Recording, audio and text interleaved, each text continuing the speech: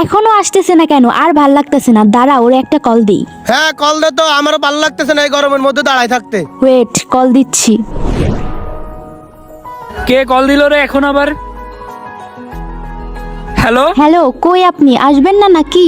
আরে আমি তো চলে আসছি, আমাদের যেখানে দেখা করার কথা সেইখানেই তো দাঁড়িয়ে আছি। কই, কোথায় দাঁড়িয়ে আছেন? কোনটা আপনি? আরে আপনি কোনটা?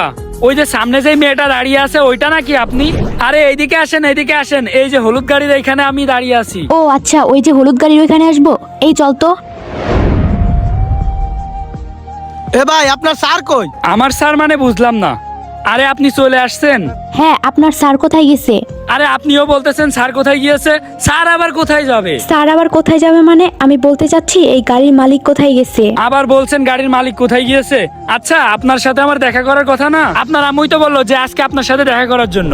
আমাদের তো বিয়ে ঠিক হয়েছে, তারপর আপনি কেমন আছেন? আপনার সাথে বিয়ে ঠিক হয়েছে মানে? আপনার সাথে বিয়ে ঠিক হইতে যাবে কেন? বিয়ে তো ঠিক হয়েছে আপনার স্যারের সাথে। আমার আম্মু তো বললো একটা বড়লোক ছেলে আসবে, কিন্তু আপনি এখানে কি করেন? আপনি তো মনে হয় ওর গাড়ি পরিষ্কার করেন। আপনার স্যার কই? আরে স্যারের সাথে মানে বুঝলাম না, সে প্রথম থেকে আপনারা দুইজন স্যার স্যার বলেই যাচ্ছেন। স্যারের সাথে মানে কার সাথে বিয়ে ঠিক হয়েছে?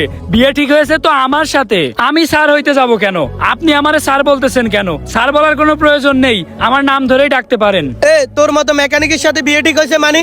যত বড় মুখ নয় তত বড় কথা। এ তোর স্যারের ফোন দে। আরে আবারও বলছেন স্যারেরে ফোন দেবো, স্যারেরে ফোন দেবো। আমি কোন স্যারেরে ফোন দেবো সেইটা বলবেন।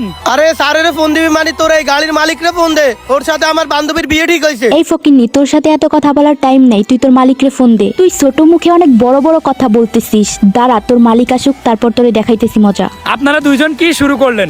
আচ্ছা আমি আপনাকে একটা ক্লিয়ার করে কথা বলছি, আপনার বিয়ে ঠিক হয়েছে আমার সাথে। আপনার আম্মু আমারে আসতে বলছে আপনার সাথে দেখা করার জন্য। আপনি যে কল দিলেন না, আমারে কল দিয়েছেন মাত্র, আর আপনারা দুইজন এসে বলছেন স্যার কই, স্যার কই। স্যার আবার কোথায় যাবে বলেন? কি, তোর মতো একটা গাড়ি মেকানিকের সাথে আমার আম্মু আমার বিয়ে ঠিক করছে? আমার আম্মু কত কথাই না বলছে তোর নামে, তোর অনেক টাকা পয়সা আছে, তুই অনেক বড় লোক। এখন এসে আমি এটা কি দেখছি? তুই সামান্য একটা গাড়ির মেকানিক। সামান্য একটা গাড়ি মেকানিকের সাথে আমি সারা জীবন সুখে থাকবো কিভাবে? টাকা ছাড়া আমি সুখে থাকবো কিভাবে? শোন না, তোর মা কি এটা একটা কাজের মতো কাজ করছে? তোর মতো একটা সুন্দরী মেয়ের বিয়ে ঠিক করছে কিনা একটা মেকানিকের সাথে? তোর মতো একটা সুন্দরী মেয়ের বিয়ে ঠিক করবো কোটিপতি টাকাওয়ালা ছেলের সাথে, তা না করে তোর মা বিয়ে ঠিক করছে একটা মেকানিকের সাথে। এটা কি কোনো কথা হইলো? এই শোন, আমি কোনো মেকানিককে বিয়ে করতে পারবো না। আমি এখনই গিয়ে আমার আম্মুর সাথে কথা বলছি। এ শোন না, শোন, এখানে দাঁড়িয়ে দাঁড়িয়ে মেকানিকের সাথে কথা বলে টাইম নষ্ট না করে চল, তাড়াতাড়ি চল। আরে স্যার আপনি কাজ করতেছেন কেন? হ্যাঁ তোমার আসতে লেট হচ্ছিল তো এই জন্য ভাবলাম আমি একটু কাজ করি। কিরে শোন না, এই ফকিন্নিটারে স্যার বললো কেন? আমিও তো সেইটাই ভাবছি, চল তো গিয়ে দেখি। আসলে স্যার আমি একটা কাজে ফেসে গেছিলাম তো এই জন্য আমার একটু লেট হয়েছে, আপনি কিছু মনে করেন না স্যার। এই ভাই, আপনি ওরে স্যার বলছেন কেন? স্যারকে স্যার বলবো না তো কি বলবো?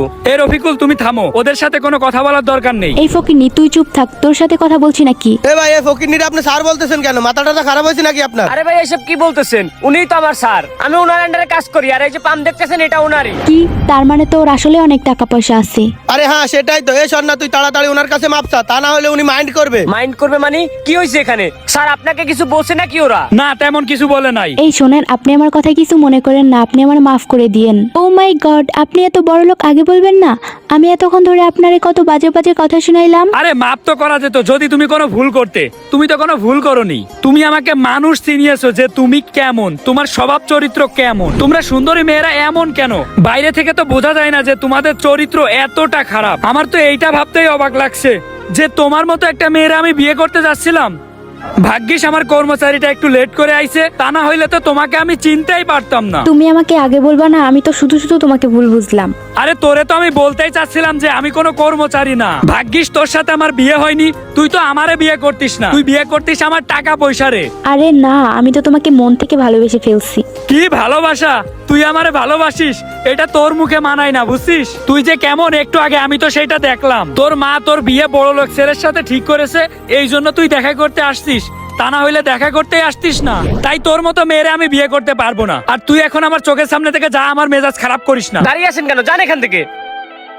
সুন্দরী মেয়েরা কখনোই আপনার মন দেখে আপনাকে বিয়ে করবে না, বিয়ে করবে আপনার টাকা পয়সা ধন দৌলত দেখে। আর তাদের ফ্যামিলি তো মধ্যবিত্ত ছেলেদেরকে সহ্যই করতে পারবে না।